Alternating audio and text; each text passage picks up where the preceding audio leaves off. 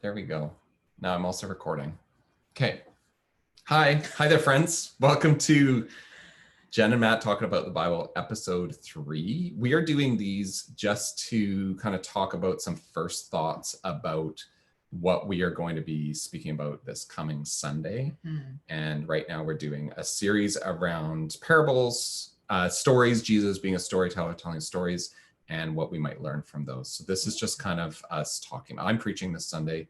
Jen is going to read our text. So our text is on the kingdom of heaven may be compared to a king who gave a wedding banquet for his son. So this is from Matthew 22, verses 1 through 14. Once more, Jesus spoke to them in parables, saying, the kingdom of heaven may be compared to a king who gave a wedding banquet for his son. He sent his slaves to call those who had been invited to the wedding banquet, but they would not come.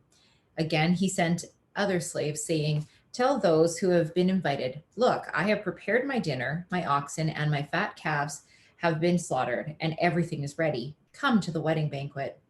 But they made light of it and went away, one to his farm, another to his business, while the rest seized the slaves, mistreated them, and killed them. The king was enraged. He sent his troops, destroyed those murderers, and burned their city. Then he said to those slaves, the wedding is ready, but those invited were not worthy. Go therefore into the main streets and invite everyone you find to the wedding banquet. Those slaves went out into the streets and gathered all whom they found, both good and bad. So the wedding hall was filled with guests. But when the king came in to see the guests, he noticed a man there who was not wearing a wedding robe. And he said to him, friend, how did you get in here without a wedding robe? And he was speechless. Then the king said to the attendants, bind him hand and foot and throw him into the outer darkness, where there will be weeping and gnashing of teeth. For many are called, but few are chosen. The word of the Lord. Okay. All right, then. I'm just going to adjust that a little bit. There we go. So this is kind of a scary story that Jesus tells. We'll have to figure out what we're going to say about this. This is, like, in case people didn't pick it up, maybe, because sometimes you hear the text for the first time. So go and look at Matthew 22, 1 to 14. Jesus is telling this parable, and I don't know, do we want to talk about the good things in this parable first? Well, the one thing that I want to actually it popped out at me was how the slaves went and the rest of who, like it says at verse 6, while the rest seized his slaves, mistreated them, and killed them. That's kind of crazy. Okay. Yes. That jumped out at me. That's true. That is crazy. But you know what? We were talking a little bit beforehand about this because you had mentioned it's a bit of a crazy text. So do you want to share a little bit about what you have kind of discovered about this? Because I think that's helpful. Yeah. Well, a couple of things. One is, I actually think it's important, the wording that Jesus uses talking about. So he's talking about the kingdom of heaven, and he's saying it may be compared to a king who gave a wedding banquet for his son. I actually think it's important that he says for his son, and not just it may be compared to a wedding banquet. There's other places where Jesus talks about comparing the kingdom of heaven or the kingdom of God to just a wedding banquet in general. But here it's a king giving a banquet for his son. And I wonder if Jesus is this is a reference potentially to himself as the son. So I think maybe that's important. There's some weird stuff about the wedding robe at the end, which we need to know a little bit about what that means. The cultural context is super helpful there, I think. Yeah, so there, and then when we will come back to the thing that you were talking about. Yeah. But the wedding robe at the end, so it's sort of strange. Eventually they get all these people together for the wedding banquet, and then, but then the king spots somebody who's not wearing a robe. And that time, all the guests would receive robes, would receive everybody gets dressed up for weddings now.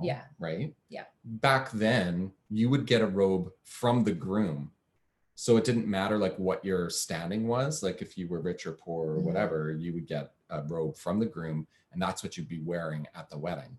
And so the implication here is that if the groom is the king's son, then essentially this person who the king spots without a robe, it's like, well, what are you doing here if you haven't received the robe from the groom, Yeah. like from Jesus? Yeah. If you haven't had that relationship, like what are you doing here? Yeah. And the guest is speechless, as in, like, are they sneaking in? Is it like, well, oh, I said earlier, like maybe this person's here, they're only here for the free food. They're not here for the relationship with the groom. They're here for some other reason. Right. And so it's still harsh to kind of think about, well, that person then gets kicked out into the outer darkness. Yeah. So that's horrible to think about, but it might help us a little bit about like, well, this seems weird, like just because you're wearing the wrong clothes. That's not really what that's about. Yeah, it's not about that. But what is also, I think, interesting and kind of troublesome is like it says I don't know what, verse 8, good and bad are collected. Yeah, 10. Verse 10. So the slaves go out and they gather everybody, and there's the good and the bad, which we talked about a couple of weeks ago as well, about being caught up in the net. So I thought that was kind of cool. Again, the kingdom, good and bad in it. But so these people, they don't know necessarily, they're just being collected and told to come to this wedding banquet. So it's like, okay, well, free food, sweet, I'm in. I like a party, right? Good or bad. But I guess there's this, you would know the cultural norms of the time. Yeah, maybe. At that time. You mean he would know? They would know. I thought you were saying I would know. I'm like, wow. Not you. But then they would know that, okay, well, so I'm going to go. And then my first thing to do is to go get the robe I need. Right. Because this is what we're supposed to do. Right. Whether I'm here for the food or not. This is what I'm supposed to do. I agree, but I also kind of think that what's interesting, I think this is maybe the hopeful part of the text, is verse 10. So, okay, there's a whole bunch of people that are invited at first, and some terrible things happen to those people because they don't come. They don't respond to the invitation. Yeah. Okay. So then the king's slaves or the servants go out, they collect more people, and it's the king's instruction is just go into the main streets, invite everyone you find into the wedding banquet. Yeah. So at first it was like these select people. Yeah. And now it's just opened up everybody.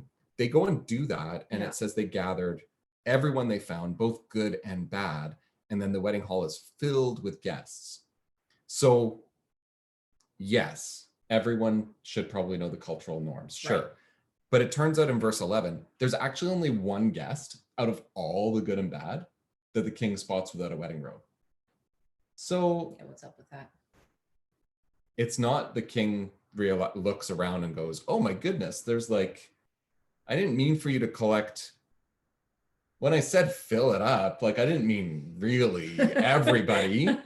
Look at those 40 people who didn't get robes because they're bad and they're terrible people. Right. It actually turns out that there's a whole bunch of good and bad together, and there's only one who actually is there and isn't really supposed to be. Yeah. But again, we still don't like that. No. That still kind of doesn't sound like good news. No, it doesn't really. For everybody. What I also think is interesting, if we look at this through that lens of the select people who are already kind of invited that decide not to come. Right. Who are those people in our context today? Yeah. Yeah. And actually, I think, we might want to go back farther and say, like, well, who might those people have been in Jesus' context? That's more, yeah. And then what has the church generally said about who those people are, or what might we think the church has generally said about that? So that may be a good question. Because so we got to go farther back, right? So even just to verse 45 of 21. Sure. You can see, so Jesus has already been speaking in parables and just had told another one previously. And it says, when the chief priests and the Pharisees heard his parables, they realized that he was speaking about them. And they wanted to arrest him, but they feared the crowds because they regarded him as a prophet. and then once more, once more Jesus spoke to them in parables. In other words, Jesus piles it on. Mm-hmm. So he's already been telling parables that are actually about the Pharisees and the chief priests. And so maybe this same parable is also about them. And so that would be the first group. Yeah. Which, coming back to my initial thing that really stood out for me, there's kind of a twofold of what sticks out. So the king's slaves, so his servants, better word than slaves, I think of that as us, in a way, although we could also be in the camp maybe of, if we're called to go and gather people for Jesus, then that's where I'm associating that. Sure. There is again this kind of thought of, troublesome things could happen. They're mistreated, being killed. There's martyrs that happen, stuff like that. But then there's also, if we were in the camp of like the church people, or not we necessarily, but like if you also look at like who the slaves were sent to go and talk to, if we're saying those are the Pharisees and, that were already accepted in, so it would have been like the Jewish or the Israelite nation, right, before Jesus came, then what damage they're doing. So I don't know. There's a lot of different things yeah, we can do with this. Some of this might be like, and this has been an interpretation, I'm pretty sure, within the church, has been that when we talk about the different responses to the invitation, the last response, which is the one you're talking about, Mm-hmm. is that a number of the people who are responding, they seize the slaves or the servants, they mistreat them and killed them. That is talking about the prophets. That's talking about the prophets formerly were sent by God. Yep. And a whole bunch of them got killed, actually, yeah. because of the word that they were speaking. And so the reading tends to be, or has tended to be, the Jewish people didn't listen. Mm-hmm. And now it gets wide open, and now the Gentiles are in. Mm-hmm. And that's sort of what the parable is saying. Well, it's a lot more hopeful than the angle I was thinking through. Right. It's definitely more hopeful. Well, it seems hopeful if you're a Gentile. Yeah, I guess so. It's kind of anti-Semitic, actually. I guess. Right. So it's reading into this and saying, well, we can just say the Jews are always wrong. That's definitely not what I'm saying. But that's been done. That's been done. Well, and this is the danger many times, right? Right. But this is even what I'm saying. Like, there's this danger of like the responsibility I think we have as the people of God, that we really need to be mindful about these things and watch what we're doing. But I think then the move that you got to make in the interpretation is, instead of saying, oh, okay, this is what it meant in Jesus' context, I think there might be a pretty good standing to say in Jesus' context, this might have actually been referred to the prophets. Mm-hmm. Jesus might have been speaking against the Pharisees and the scribes. Yeah. And saying that's the first group of people who don't respond to the invitation to the banquet. And now it is blown wide open, and it does include the Gentiles. That might very well have been Jesus' context, but that does not translate then into Christendom very well. Mm. So like when Christians are now the ones in power completely, then if we keep that same, like, it doesn't work out. We need to then apply that thinking into our context. Right. So then we got to ask, well, who are the Pharisees and the scribes in our context? Mm-hmm. Because that's no longer in our context. They are held in positions of esteem in the community, positions of power. You can't anymore just say, well, that's the Jewish people. No. I mean, there are Jewish people who are esteemed in their communities, but from a Christian point of view, reading this in a Christian church, that might actually be the power people in, like, who are the power people in society, and or who are the power people in religious institutions and organizations, because that's who they were. Yeah, they're the power people for the religious institution. So this becomes a even more difficult text, I think. That's what I'm saying. Right? Is like it is. Good luck, man. But can we also just say that sort of like following the flow of the parable, what actually happens? So there's a wedding banquet. sent his slaves to call those who had been invited. So they've already got an invite. Yeah. They already know they're invited, and now the slave is going out. The slaves are going out to say, "Oh, time to show up. Everything's ready," but they would not come. Now, when they first don't come, the king's response is, I think, kind of interesting. He doesn't immediately jump to, okay, they didn't respond to my invitation, so send the troops and just kill everybody. No. He doesn't do that, right? He says, oh, try again, right? Again, he sent other slaves. Oh, well, maybe I'll just change the messengers. Like, we'll send other people saying, tell those who've been invited, look, in case you didn't understand, I've prepared my dinner. My oxen and my fatted calves have been slaughtered and everything is ready. I also think fatted calf sounds like I'm talking about my legs. Sorry, that's funny. Yeah, anyway. The cows, cows. The best meat is ready. Everything's ready. Come to the wedding banquet. And then I kind of like the wording of verse 5. So, but they made light of it and went away, one to his farm, another to his business. And then the rest do nasty things to the slaves and mistreat them and kill them.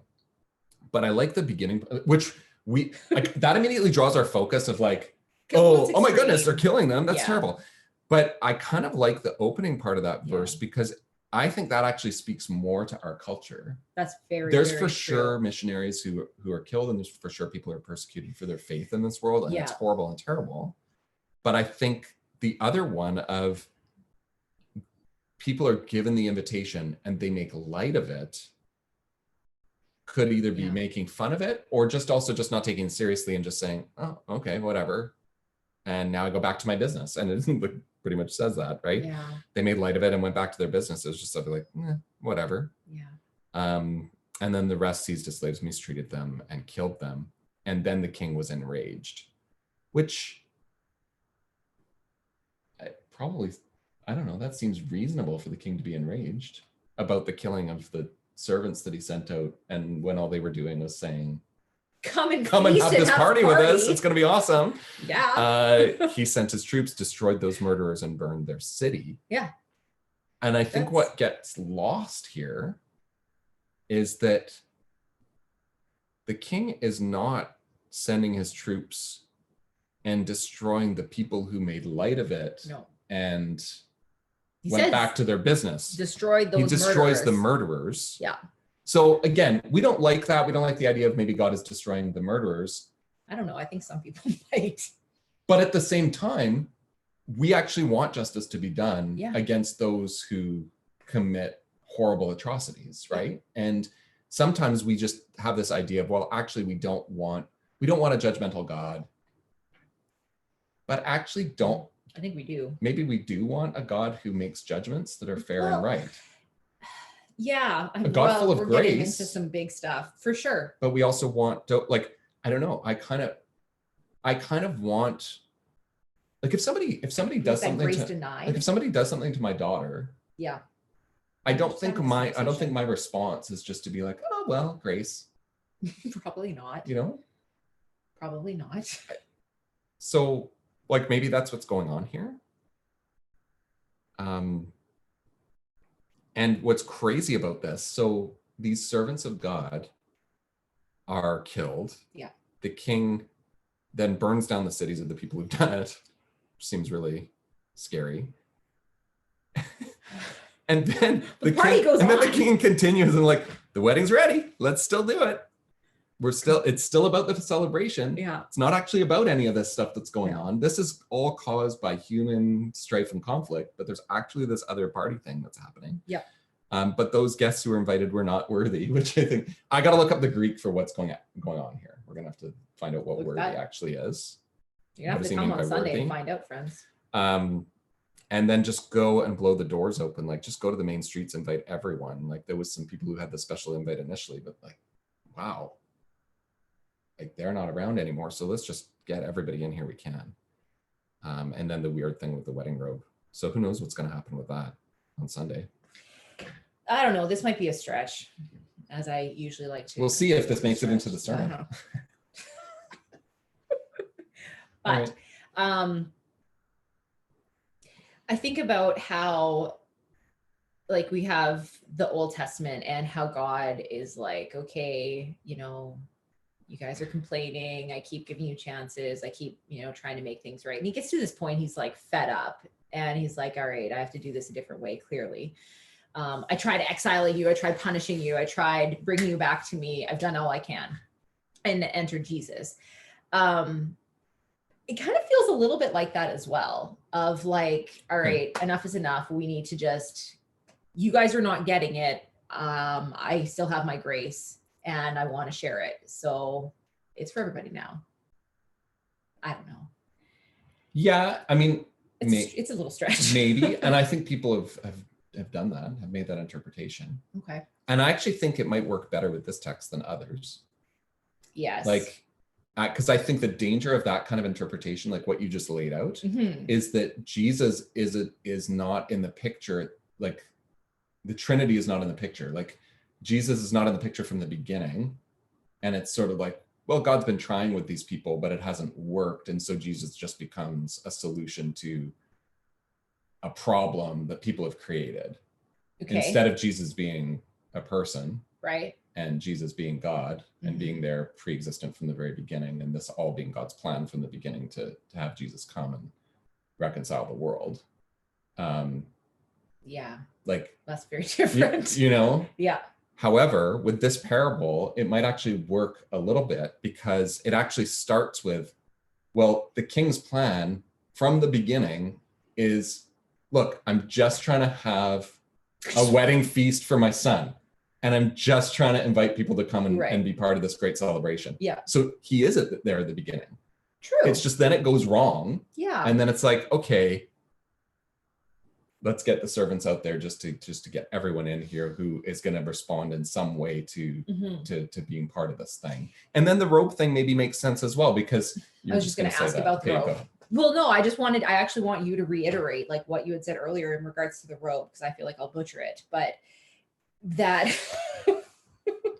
that if Jesus is the groom in this story, that it's, you know, somebody is choosing, like, you've been welcomed, all you need to do is go and talk to the groom, talk to Jesus, and you'll be given this garment so that you're okay. I mean, like, we're really simplifying things here, but there's, in a way, it is really simple.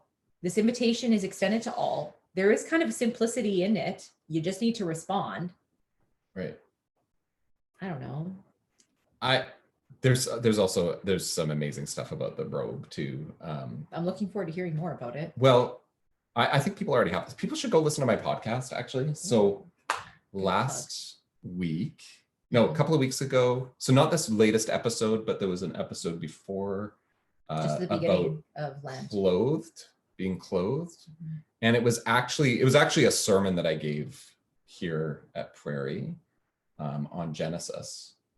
And it was about Adam and Eve, and then the clothes that they try to make for themselves, and then the clothing that God gives them, and then how this becomes a theme throughout Scripture of clothing, all the way to Revelation, where people are in these white robes that have been made clean in the blood of the Lamb, right? So just to add extra complexity.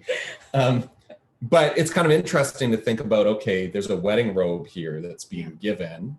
That was a cultural reference that people would have understood then, but there's also the whole Bible talking about this clothing that God gives that we are meant to receive and then live in that identity that we've been given by God, that this is this new identity that we have. So yeah, like, how did you get in here without a wedding robe? When,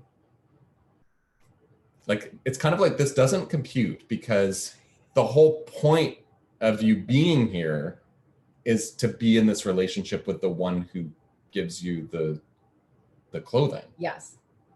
It's actually not, the point is not the food. No. Like, the point is not the feast. It's not, like, it is lavish. It's great. It's an amazing feast. And it's a great image to think about the kingdom of God that way. Yeah. But the point is actually the relationship with the groom, right, with Jesus. So Like, why are you not wearing a robe? Yeah. What do you, like, that doesn't make sense. That's a very different, I think, approach. Cause I was just gonna reiterate about like this feast and everything, but you're right. It is about the relationship. It is about the coming to Christ and to receive that. Right.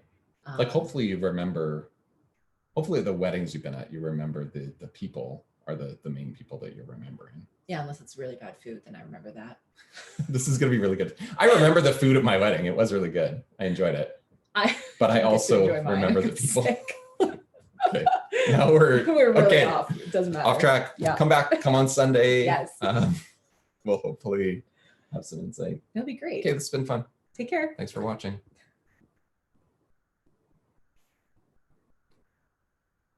do I want to do? Okay, we're going to get this right one day. And